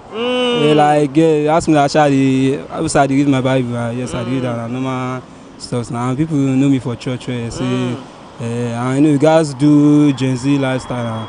But just be pastor every time. But you know go fit sit down watch your past life. I know go fit sit down. All them bad boys. you I'll pass. Why will you pass now? But they are your parents. I know, but I cannot.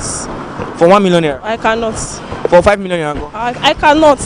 Now me understand wetin happen. Sometimes I go lie say, mommy, I won't go sing for this place. I will go sing for them. Mama say, I will go do all those things. if mama can't see all those things, omo tí mo trust, mama trust me gone. You go see am on top screen, say okay. Mama trust me, she go, if she see all those things on top me gone, I no go fit dey follow am talk again. I go just dey look down. I no fit do, and the money small. No man, done and dusted. Una see wetin people dey talk for street. You can see clearly what people are saying, you know. But me personally, I no go lie give you, I will never do such a thing.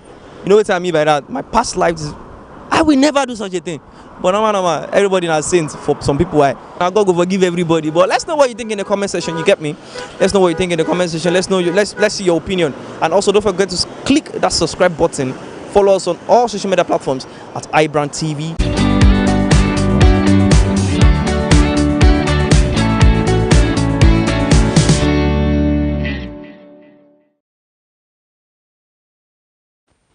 Thank you so much for staying with us. Now we are heading to the world of finance. And as you know, a lot of Nigerians tilt towards saving over the years. It's just that the way they save, some of them might put their money under the bed or dig a hole. I mean, that's the traditional way at which people save the stipends or whatever their earnings.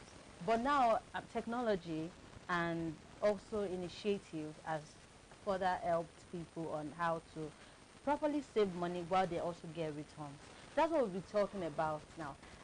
The proposition about investing. What does it entail? What do we do? Okay, so for me, investment is far better than savings. Okay. If you saved money some months ago, before the Iran war started, I'm sure that as we speak, that your savings has depleted. If you have not finished, it's what is saving you now. Yeah. But people also think the other way around. Instead of putting money in a bank account where inflation will kill that money, just like it has done now, put it in an investment. And one of the areas of investment that people should begin to look at is buying shares. And some people will tell you, no, shares, you lose your money. They have no knowledge about how to do it, what is done there. And so I have been in the investment banking sector. I was in the investment banking sector from 2001 to 2009. I was really part of central bank. And I have realized that that is the best place for you to keep money that you don't want to lose. Now, have a plan. Put it in. Things we call companies on the they in Nigeria, no matter how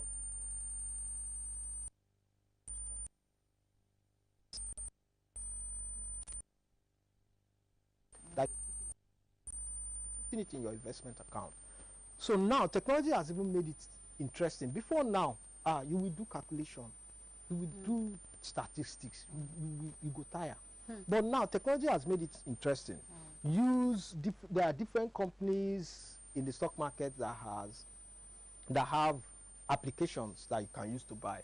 So all you just need to do is download the application, sign up with them, provide the things they will ask you to provide, which are the KYC documents, like your international passport or an ID card, maybe your name or something to identify you, your address, the bill or something that you used to pay to show that this is your address and all of that.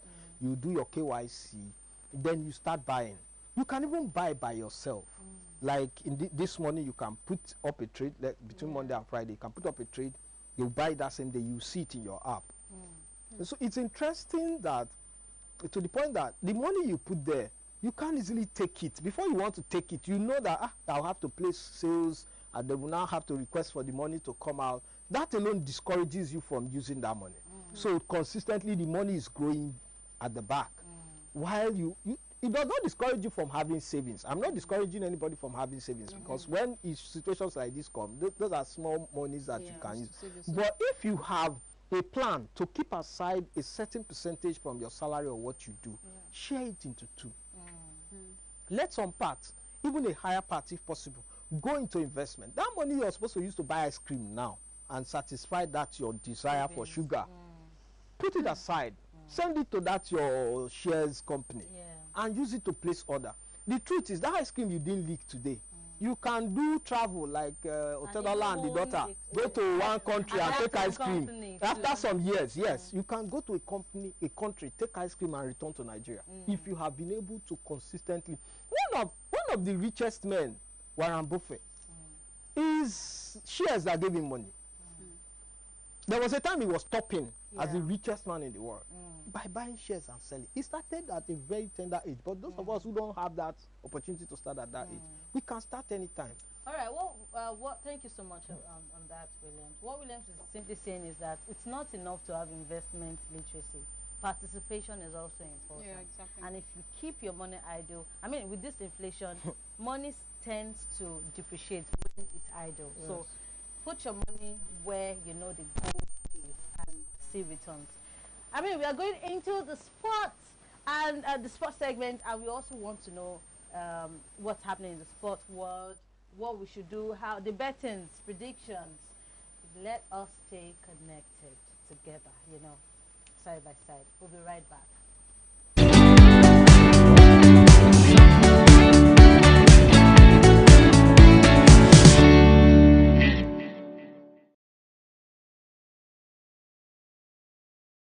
Do you think celebrity relationships influence how people view marriages today? Yes, it does, 100%. The waiting to online, not be everything real. Even some things they even say physical, not even they real. Social media is different from real life. Celebrity relationship don't influence how I personally view marriage. We are judging your relationship based on what you see on social media. You are going to lose your relationship. And that is what making so many ladies today that are still single. Like copying. You know, we ladies, we like to copy ourselves. Yeah, social media is spoiling 85% of relationship out there. Yeah. Normally, social media life, everybody na content creator self. Some people, they believe on social media. They want to trend. They want to do what others are doing. The life they live on social media is not actually what they live in real life. So they follow their footsteps, which lead them to the wrong perspective in relationship. Don't believe anything is on social media. Everything is fake.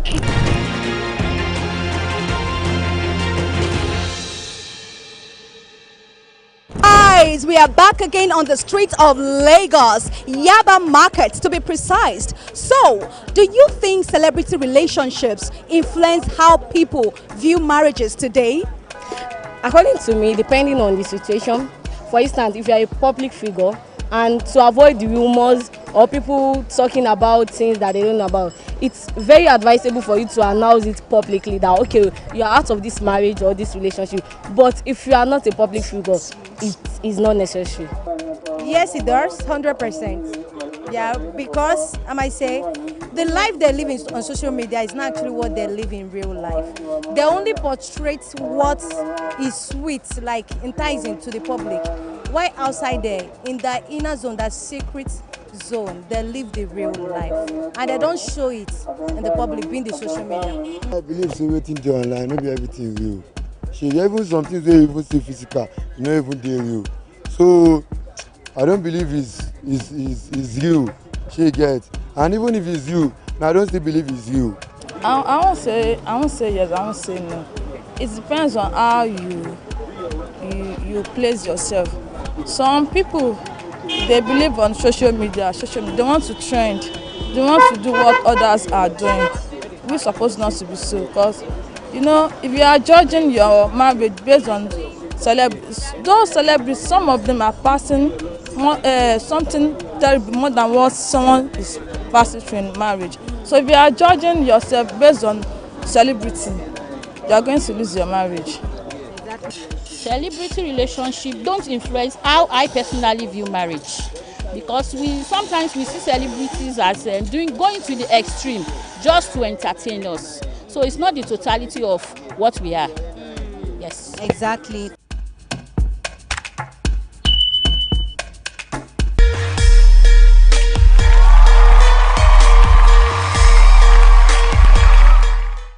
My name is Ebonlua Stephanie Daniels, but my people call me Kudessa. I'm a musician, singer, songwriter / rapper from Lagos, Nigeria. I come from the hills, Idrisaga. I, of course, I'm a musician. I'm also in school. I'm a student, so I'm just juggling both of them right now in my life. So yeah, that's basically everything to know about me right now. Yeah.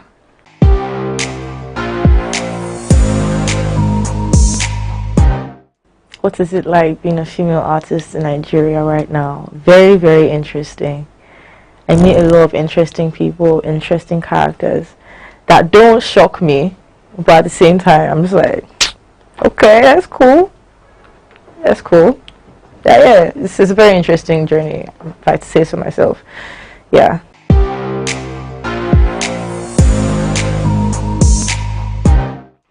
My top 3 in the Nigerian music industry. Number 1, the biggest beds, Wizkid. Number 2, Ashake. Number 3, who's gonna get that number 3 spot? Number 3 finna be YP for me. Yeah, I think right now, Wizkid, Ashake, and YP, because YP right now is giving me a low vibe. So yeah, it's my top 3. My top 3.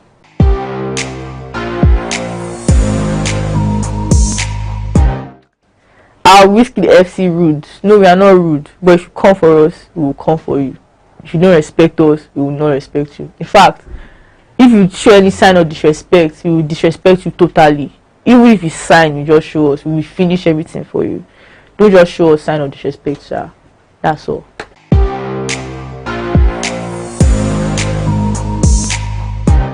Wizkid FC. We are not on any payroll. It's just genuine love for Wizkid that we have. It's genuine. He grew up on him. I grew up on hearing he was be drive by Arachi, but come on now. Telling me I would love. We didn't play that in my house. It was from a bar beside my house, a bar on the main road that played every night. I would sit in my balcony and be jamming Wizkid. Come on now. How won't I defend him from any person who wants one? Who you be? I don't want to know. Shout out to everybody though. Peace and love.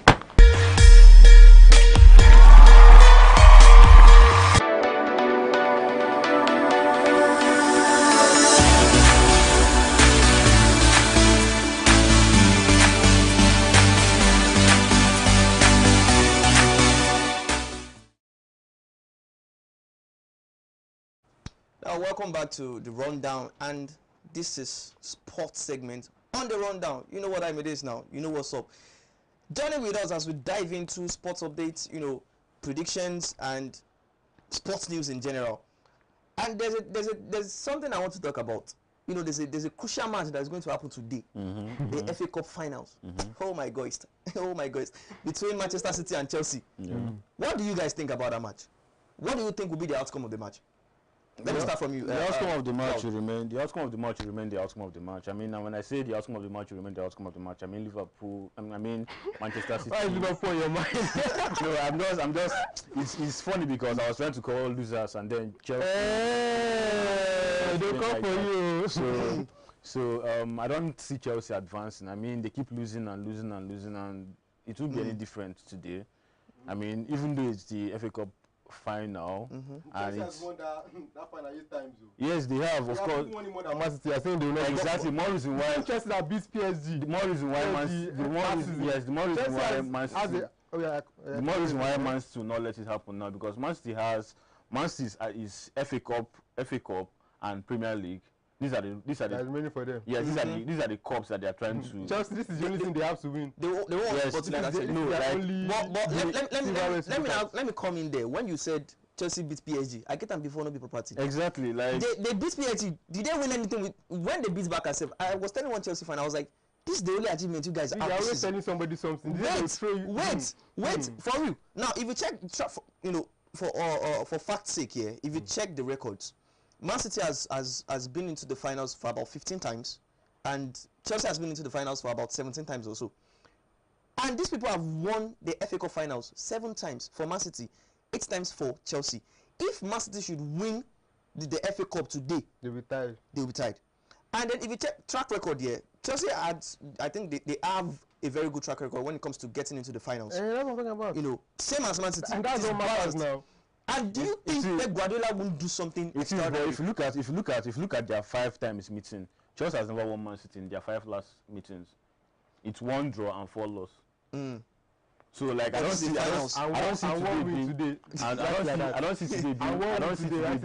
today being any different because like I said, Man City is fighting Arsenal for EPL title, and Arsenal is holding that title so strong. Each has 2 matches left to play, right? And those 2 matches, I don't see Arsenal trying to lose or draw, right? So let's say that right now Arsenal is not losing any match, which means Arsenal is winning the Premier League, right? Which means that want to hold that one up. Which means exactly City has this one now to win.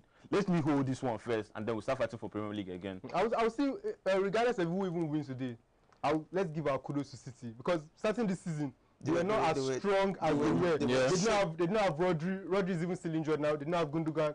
They did not have who did they sell again? They sold some of their players. De Bruyne left. Walker left. Thank you. So they're not as strong as that. They lost a lot of good players. Still move to even this point because people are like City has fallen off. But that also brings it back to it comes down to discipline. You know, Florentino Perez had a press conference this season. He was complaining about I just came out and started in the La Liga, a bunch of whatever I want to say. But you know when he lost, he was saying that.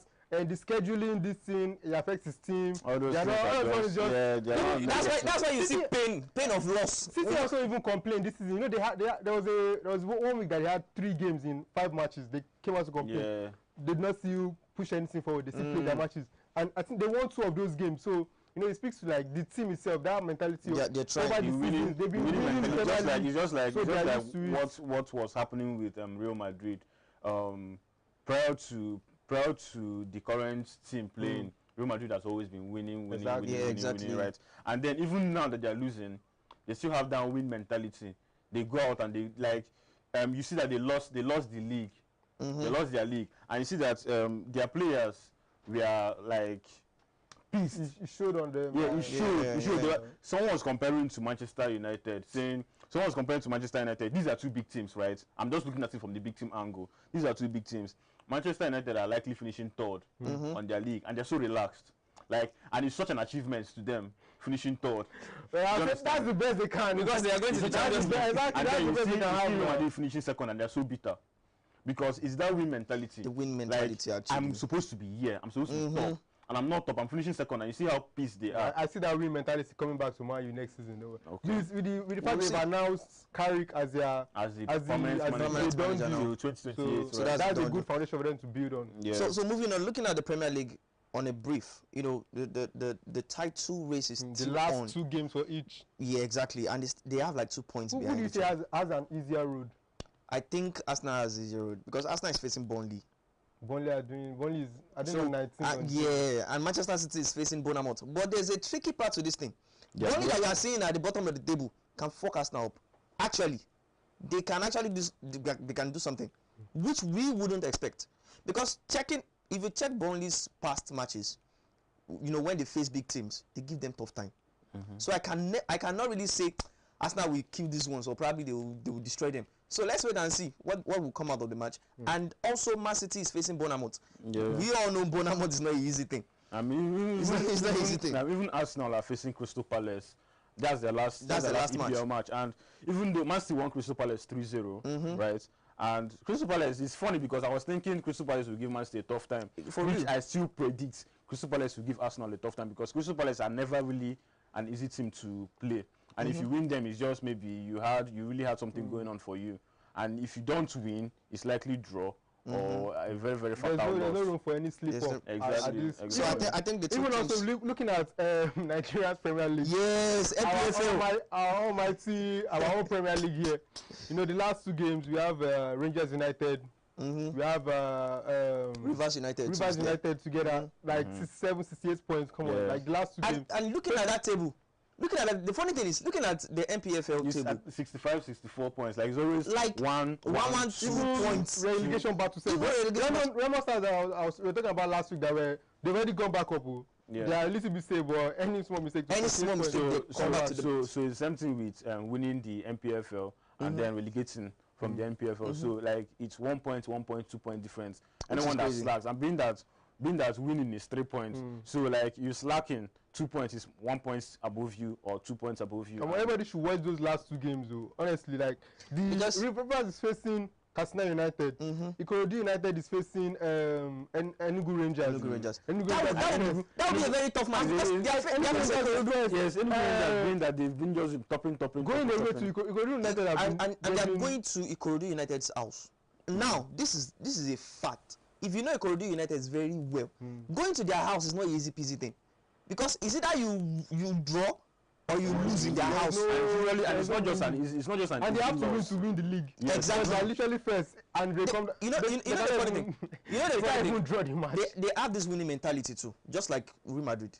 Ikorodu, they have this winning mentality because they are coming to, even if they are coming to your house. Look at their past 5 matches. Yes, that's what I'm saying. That with Ikorodu United, it's if you come to their home and you lose, it's never really an easy loss. Like it's not like a loss of 1-0. It's not easy 2 goals difference, 3 goals difference. It's not an easy loss. So the title race is still there, still on, which is it's more like a cinema. I mean, everybody is on top of their game. It's more like a movie. EPL is title race, MPFL. Even going to Saudis. Yeah, Saudi. Now that's true. Moving to Saudi Pro League, you know, Al Nassr could have won the Saudi title their last match for real. But you know, there's a thing I used to say: any slight mistake can cost you a lot.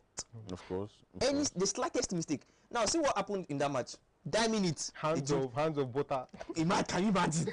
They drew the match, and then Ronaldo was like, "Oh God!" I mean, the funny thing about that match that I was expecting that goal was going to come, like regardless of any. I wasn't even expecting it. I've already zeroed my mind. The look I saw from Cristiano before the goal even went out, like he doesn't even trust his team, like he was to scale through and just lock up the league. And they are just they even have a final today. They have AFC Champions League. They've not won that trophy. So that's 2 trophies that they are looking at. They have 2 trophies that they've not won before, the league itself and Champions League. And if Al Hilal should win their match today, they will close up the gap. They won't exactly close up the gap. They'll have like 2 point difference, which means Al Nassr still has opportunities to still win their. So what's the guarantee that Al Nassr will win their next 2 matches? The next 2 matches, their next match. That's Gamba. They're facing Gamba first. Al Nassr is facing Gamba today, right? And Gamba is like it's an easy game for Al Nassr. Al Nassr is not facing. Al Hilal has a match today. Al Nassr is facing Gamba. Gamba today. What is your prediction? Do you think Gamba would actually do something? I think Al Nassr is winning the match today. You can never tell. Football is crazy. But Gamba is not really a strong team to. You see, now those strong, everybody always treat you or fuck up. Now see, they vex me for football with that, because if you can feel like, oh, this team is not a walkover, but they will shock you. They will shock you. But actually, let's wait and see. And you know, it's actually crazy. Football is a crazy thing. Moving on, you know, we have the transfer news there, and there's a particular news that has been roaming about the internet for a while now. Jose Mourinho going back to Real Madrid. It's actually, I don't want to say the real dictator is showing. Yes, I don't want to say maybe this is a good news or a bad news. I think it's the perfect news personally. Okay. Like, I think it's just good news through and through, because the downgrade of Real Madrid has just been like it's been I don't know what adjective to use, because it's very appalling what Real Madrid has been since Ancelotti's leave, you know. And then I think especially with what's been going on in their dressing room, the whole drama and everything, you know, the drama, the fight and everything, they'll still come on, and imagine the drama going on in the dressing room, and it still makes the news. It's very poor. Like, there's no single team, EPL. It's because they're the biggest team in the world. There's no single team, EPL, La Liga, Bundesliga, that each team don't have a problem in their dressing room. But none of those things make it to the news. It was so bad that it made it to the news. So I think Mourinho's coming back to Real Madrid is what Real Madrid really. Is it not going to quiet everything that we just scatter the club entirely? Real Madrid really that's what I feel. You saying it's a good news, that it's a bad news, because any small ships like this. Mourinho don't say no. I know, that's what I'm saying. Like the fact that he doesn't look at your face is what I like. Because he's not looking at Mendy, he's not looking at is that the best coach that could have ever been for Madrid, like that would have made them get to where they want to get to. Zidane. Not Zidane. It's Alonso. but they did not give him that time that he needed. That Alonso he was actually doing the well. perfect person they needed. The first season that he had, normal. That's always what you should expect from a new manager. You don't expect him to just come. It's not like someone that is that spectacular. Just come and hit the ground. And he has to lay down his foundation, like principles. Let the team itself breed into him. Bring another manager like Mourinho. I won't say Mourinho's philosophy will not work. But you know what? You know what the management is. You know what the management is even looking at. You know, talking about Mourinho, they were like, oh, Mourinho has won this, he has won Champions League with the team. I think about 2 Champions League or so with Real Madrid. Is it 2? Yeah, about 2 Champions League. He has won the league with Real Madrid, and what he has done, in fact, the trophies. Not about Champions League or the league itself. Copa del Rey, what's it called? UEFA's Super Cup, Spanish Super Cup. So he has won. At least he has a track record of, you know. So they feel like he can do it again. They feel like track record of 10 years ago. The mentality is still there. If you know Mourinho very well, the mentality is still there. That's the focus I have. That's winning mentality is there. He has a very strict pattern of procedure, right? Like he doesn't shift. He has one goal, and that goal is to achieve whatever he's come for. So be you Ronaldo or Messi or Valverde or Ramos or Vinicius once you're not doing what he wants you to do, you're sitting on the bench. Next season is going to be autism. But eyes are on everybody. Yeah, but moving on, let's look at the World Cup. You know, the World Cup is at hand, and national teams are already releasing their oh god, you know, we are really focusing on France. You know, looking at their squad list, we're like, which team will beat these people? Which team will... You know, France has a very good squad list. You know, Belgium released theirs, Ivory Coast released theirs, what's it called? England released their own. I was like, Nigeria released theirs. I saw Nigeria's squad list. I was like, what is going on here? Nigeria, they released the squad list. They disqualified for Nigeria to enter. Like for real. But this World Cup we have a lot to come. Like we have a lot. Actually, Nigeria is on Group C on their list, right? Like there's a list that they made. Nigeria is Group C on that list, and Nigeria is topping that list with 6 points, which means I don't know who is going to be disqualified for Nigeria to come in, right? Because no, it's the truth. Nigeria is topping their list with 6 points, so it depends on who will drop from the World Cup. You know, who would be for Nigeria to because I like that. You should be praying for somebody to drop. No, it's not exactly pray for someone to drop, because it's something that happened with Iran, right? When they left and came back. So that's true. So we have a lot to expect. This World Cup is going to be a crazy World Cup. Like, it's going to be a total drama, because we have a lot of national teams that are very, very good. Speaking of Spain, speaking of France, Argentina is there. Even Belgium is looking strong. Netherlands. England, I don't want to mention England before, but no, they get squad. I'm not really. England is not as strong as what. Yes, I mean, Foden is giving birth to children and buying cars. And that's not a youngster again. Exactly, that's not what we want for World Cup preparations. We want people that are dogged are coming for World Cup, not daddies and okay. Moving on, moving into the NBAs, we have the greatest. I call him the greatest of all time because LeBron James, crashing out of the championship, which is quite sad. In fact, they didn't even win any match. Four straight losses. 4 straight losses. 4 straight, yeah. Like, it's really crazy, and this guy is I don't know how to put it. He's 41 years old. You know what the crazy thing is? It's the same OKC that messed up. Yes, like both like this current season. I'm talking postseason. Okay, postseason and regular season. Like, it was same OKC that was destroying them. Destroying Lakers. Both postseason and regular season, the same OKC. They have the same way. Like 8-0 at Arsenal's 4-0 at regular season. Like, it was just like back to back. Okay, so just destroy Lakers. It's not yet out there, but there's like talks of him like retiring. Do you see another season with LeBron or? I think he's old enough to retire. I mean, do you know how many Olympics he's? You know how many Olympic medals? The man has 5 Olympic medals. Do you know how many Olympic medals he has already? Do you know how many championship rings he has already? 4 MVPs. I think it's not bad to say it's time to wrap it up. You understand? Because he's won it all. He's won it all with Lakers, with Cavaliers, Miami. Miami, you know, he's won it all. So it's okay to say. You know, there's a speculation about LeBron James and, you know, Michael Jordan, because Michael Jordan has 6 rings. He's the greatest. Yeah. It's just like Ronaldo and Messi. Messi has more trophies. Ronaldo has more goals. LeBron James has more points in the NBA. Michael Jordan has more rings. Can't you see that this thing is crazy? It's just like saying LeBron started very early in basketball, so it's okay to say he has more points. He had the time. Unlike Michael Jordan, right? So if you want to still be saying greatest of all time, you're not even calling. Objection, my lord.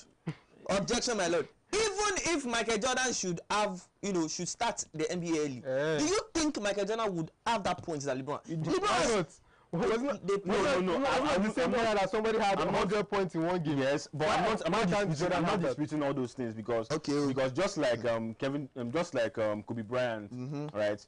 Kobe Bryant would have taken greatest of all time, right? If not for his passing, even though he had retired before his passing. But then, like Michael retired and focused on the business. Right, Air Jordans and everything, and he just focused on business, and that was just all he was about, because Michael is arguably the richest basketball player ever. I think he's the richest. Yes, arguably he's the richest basketball player, and it's because he left basketball and focused on business.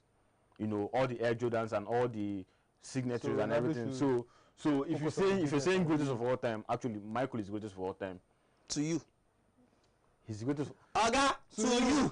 I disagree. Because you can't tell me Michael is the greatest. He's a great guy. In fact, he won 6 rings, championship rings. Somebody I see LeBron playing now. Bro, LeBron is good. Longevity. LeBron is still playing at 41 years of age. Yeah. And he's still making impact. And he might still play to 42.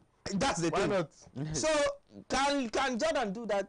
Don't let us even go into that thing. Let us even go into that, because to me, Jordan will just crash out. I'm telling you for fact, because the era is different here. But these guys are great players. You know, a very good player, LeBron James, a very good player, Michael Jordan, and also finally, the FA Cup today. My stake is on Man City actually. I don't know about you, but my stake is on Man City. Man City is winning that FA Cup. Of course you. Of course. Yeah. Of course you. No, I'm not of course anything. No, don't worry. We'll be here next week. Okay, so that's my take on it. So let's know your take in the comment section, and let's know your predictions. Let's know what you think. Thank you very much for joining us on today's show. See you guys later. Thank you very much.